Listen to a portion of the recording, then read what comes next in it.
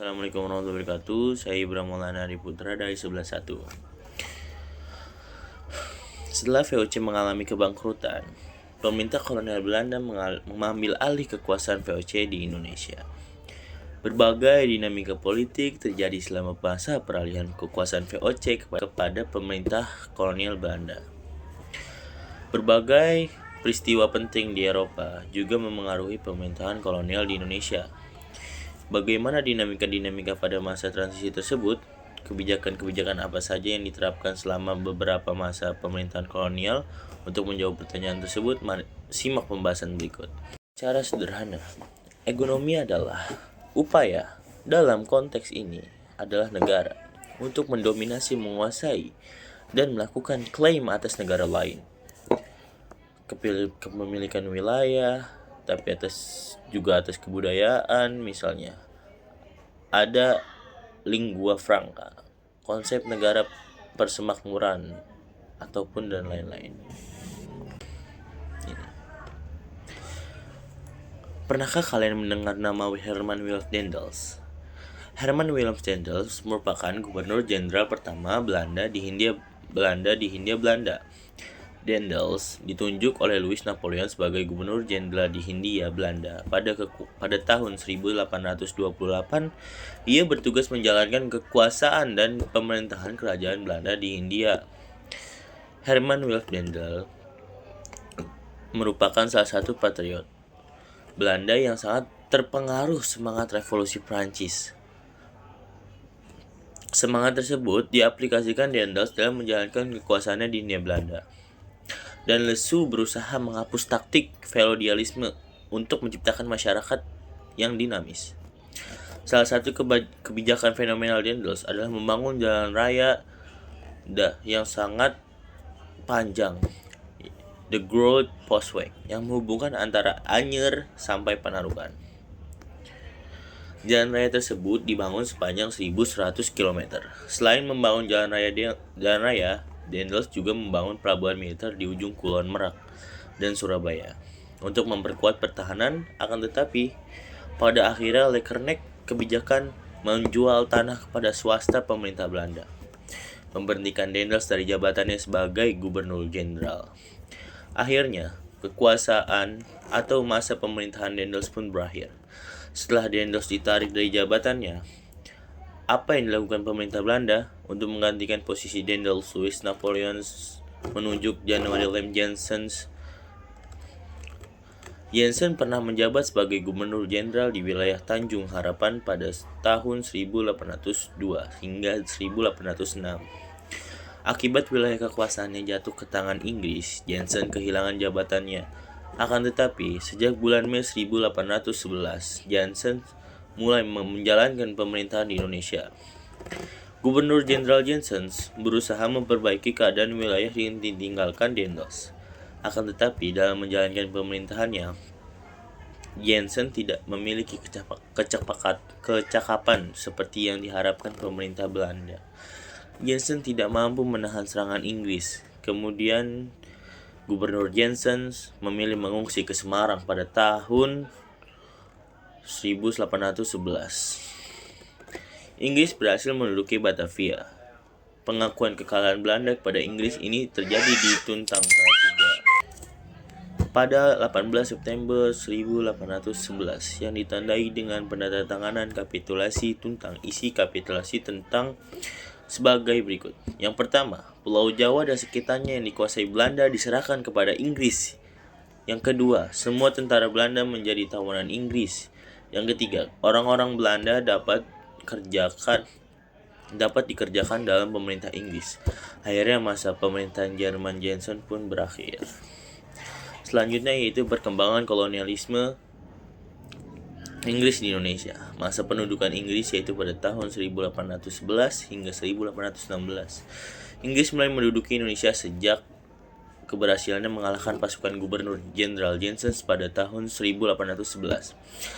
Setelah berakhir, East Indian Company atau Ek Wilayah Asia yang berkedudukan di Catulita India, Lord Minto menunjuk Thomas Stamford Raffles sebagai Letnan Gubernur untuk menjalankan pemerintahan di Indonesia sebagai tokoh dari golongan liberal. Raffles menginginkan adanya perubahan dalam berbagai bidang saat menduduki Indonesia.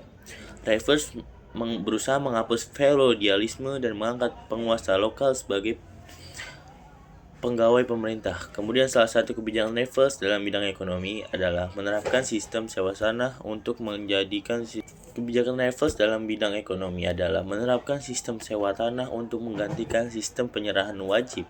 Kemudian warisan Raffles yang dapat ditemui pada masa ini adalah buku History of Java dan Kebun Raya Bogor yang dirintis oleh istri Raffles sendiri, yaitu Olivia Mariamne. Pemerintah Raffles di Indonesia tidak berlangsung lama. Berdasarkan Konvensi London pada tahun 1814, Inggris sepakat menyerahkan kembali wilayah Indonesia kepada Belanda, sesuai dengan Traktat London atau Convention. Adalah perjanjian antara Inggris dan Belanda yang ditandatangani pada tanggal 17 Maret 1824. Perjanjian ini dibuat sebagai dampak dari perubahan yang terjadi di Eropa. Kekalahan Napoleon dalam Perang Eropa mempengaruhi politik di tanah jajahan, termasuk di Indonesia. Akhirnya Indonesia kembali diserahkan kepada Belanda pada tanggal 19 Agustus 1816. Selanjutnya adalah masa penerapan sistem tanam paksa. Apa yang Anda ketahui tentang sistem tanam paksa atau Kultur Stendhal merupakan salah satu kebijakan yang diterapkan pemerintah kolonial Belanda di Indonesia dengan cara mewarnai, bukan rakyat, melakukan tanam paksa. Oleh karena itu, kultur Stendhal sering disebut dengan sistem tanam paksa. Ide kebijakan tanam paksa diletuskan oleh seorang anggota golongan konservatis Belanda, yaitu Johannes van der Burch.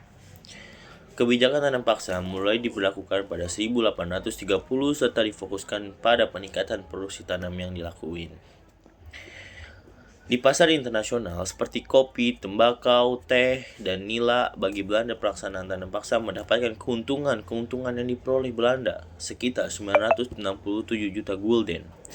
Namun bagi bangsa Indonesia, tanam paksa yang menyengsarakan. Meskipun demikian, melalui tanam paksa, bangsa Indonesia mengenai jenis komoditas baru yang dilakukan di pasar internasional. Kemudian yang berakhir adalah masa penerapan politik pintu terbuka atau politik liberal. Politik pintu terbuka dilatar belakangi oleh penderitaan rakyat adalah sistem tanam paksa. Kemudian ditandai dengan berlakukan dengan undang-undang agraria dalam pelaksanaannya.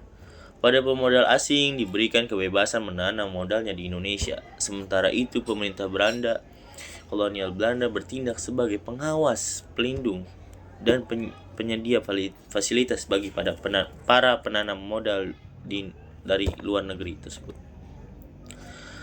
Namun dalam perkembangan sistem ekonomi liberal tidak lebih baik dari sistem tanam paksa, karena tidak dapat membawa kesejahteraan bagi rakyat Indonesia. Apa penyebab sistem ekonomi liberal gagal memberikan kesejahteraan rakyat? Justru semakin menyengsarakan rakyat pada masa tanam paksa. Rakyat hanya ditekan oleh pemerintah, sedangkan pada masa liberal rakyat ditekan dari dua pihak, yaitu pihak pemerintah dan pihak swasta. Penekanan dari dua pihak ini menimbulkan enraged lebih besar pembebasan petani. Dari kewajiban menanam komoditas ekspor hanya menimbulkan sedikit perubahan keadaan.